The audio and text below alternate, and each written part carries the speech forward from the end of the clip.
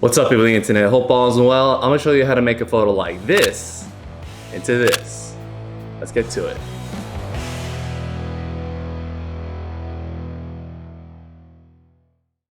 Alright, so getting straight into this video, usually I follow a few things when I kind of take a photo. So I want to share that with you right now. And first things first, it's taking your time. Usually when I take a photo, I kind of just go bang, bang, bang, get the stuff, take in the background where I usually do it, and then you're done. But sometimes I feel like, if you're trying to be creative, you're trying to really upgrade your stuff, you should have a game plan. All this, just like videography, how I make great commercials, I've learned through these past 2 years that taking the time, the extra 10, 20, 30, seconds or maybe a minute or even an hour of something, that creativity, kind of marinates within your mind of like how you want to take your shots in your own style. That pre-planning and that taking your time will actually elevate your actual creativity as well as your own photos in the long run when you're about to do all this stuff in Lightroom. So 100%, I think this is going to be one of the things that's going to just skyrocket your photography.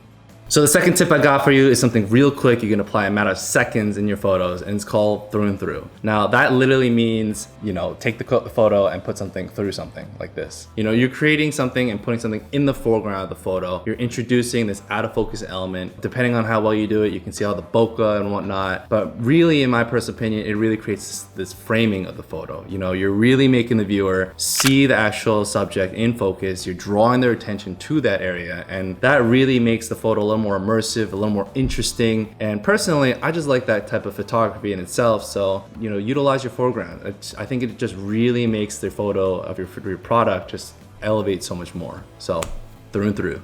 All right, so the third tip that I usually follow is something called textures. Now, every photo has textures, like the grooves, the lines, the grains, all that stuff is something you want to focus on. Now, all this kind of aspects, like, if you don't think that it's like that good of a photo, maybe you got to put in a different background that has a little more textures and different types of like perpendicular lines. Something as simple as your hand, or maybe putting your product on your windowsill, is as simple as it gets. Like introducing maybe like your crusty hand like mine, it adds a little more flavor to the photo itself, and it brings this more natural look as well. So if you introduce something that has a little more texture, like rope, wood, whatever it might be, like depending on the product, will really elevate your photo like 10 times more. So I guarantee it. Add something in, add to the texture, whether it be just your crusty hand or whether it be putting it on like a wood shelf like this.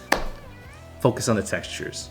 Last on the list is tip number 4, and that's tone. Now, you could take this in 2 aspects, whether it be like the style of your photo of like bright and moody. I personally take this in more of like your color scheme. If you're introducing the first 3 tips in, you're adding your textures, you're through and through, adding some in the foreground, all these types of introductions of other elements in your photo besides your product, they should all complement each other. If it's like a brown wallet, if it's like a titanium knife or something, you really want to introduce like what types of other colors that product has. Let's say if it's my Sebenza 31, I want to use something that's also wood. I have my catch-all tray. I want to place it there. Maybe I put something in the background, in the foreground, maybe like a cup of coffee. And maybe also in the background, it's my like wooden shelf. They're all brown. They're all like this aspect of a red, brownish, orange type of vibe. Setting that tone really elevates your photo much more. So that consideration and focus is something that will truly elevate your photos as well.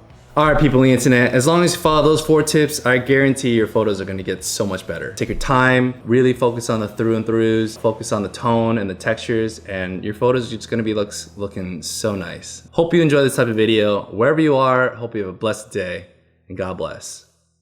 Peace.